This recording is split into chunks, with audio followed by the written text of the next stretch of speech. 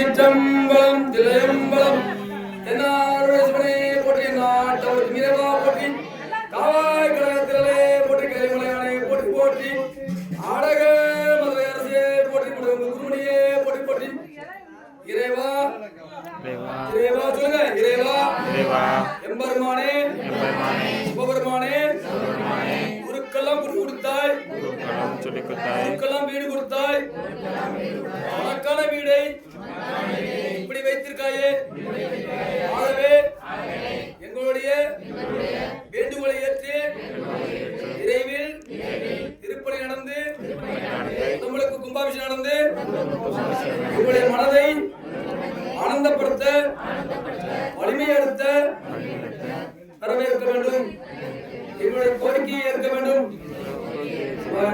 ஒரு நிமிடம் எல்லோரும் மனதார இந்த கோரிக்கையை இறைவனை வைங்க அவனுக்காக அவன் கோயிலுக்காக அவனுடைய விண்ணப்பம் வைப்போம் சிவாய நம்ம திருச்சிட்டு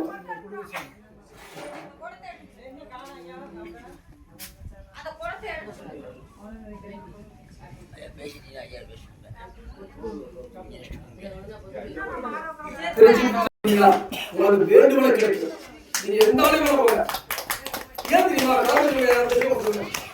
பழமையான ஆளுக்கு எல்லாமே கிடைக்கும் நான் அடிக்கடி சொல்றேன் தெரிஞ்சவங்க சொல்லுவேன் தெரியாது எல்லாம் அப்படியே அமைதியா இருக்கீங்க இந்த அதிர்ச்சியில உதயம் குறைஞ்சு போயிருப்பாங்க அப்படியே கொசு போய்க்குள்ள குட்டியோட வெளியே மாதிரி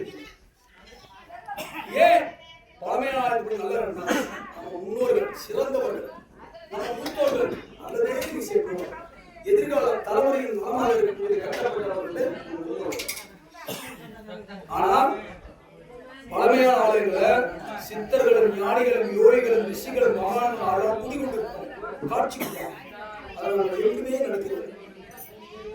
அதனால அருகில் உள்ள பழமையான ஆலயம் அல்ல நமக்கு பழமையான குலதெய்வம் தான் பழமையான ஆலயம்.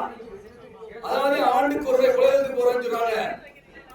உலகத்துல நீங்க என்ன வேணாலும் ஆலயங்களே எல்லாம் பார்க்கலாம். ஆனா குலதெய்வத்துக்கு ஒண்ணுமே பண்ண முடியாது. மனிதன் இருக்கு வரை குலதெய்வம் இருக்கும். ஒழுக்கமானவன ஒழுக்க கிட்டவன நமக்கு தேவையில்லை. குலதெய்வம் தெரிஞ்சு யாரு அப்படின்னு கேட்டீங்கன்னா நம்முடைய முன்னோர்கள் நேர்மையாக ஒழுக்கமாக நீதிமானாக அடுத்தவங்களுக்கு துன்பம் கொடுக்காம வாழ்ந்தது நம்முடைய முன்னோர்கள்.